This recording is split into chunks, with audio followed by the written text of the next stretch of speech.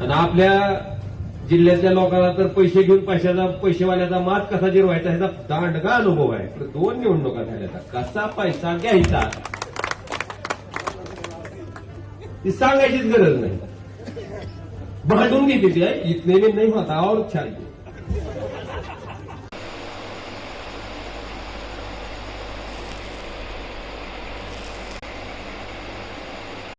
आणि आपल्या जिल्ह्यातल्या लोकांना तर पैसे घेऊन पैसेवाल्याचा मात कसा जिरवायचा ह्याचा दांडगा अनुभव आहे. तर 2 निवडणुका झाल्या, कसा पैसा घ्यायचा ती सांगायचीच गरज नाही. भांडून घेते ती इतने में नहीं होता और चाहिए.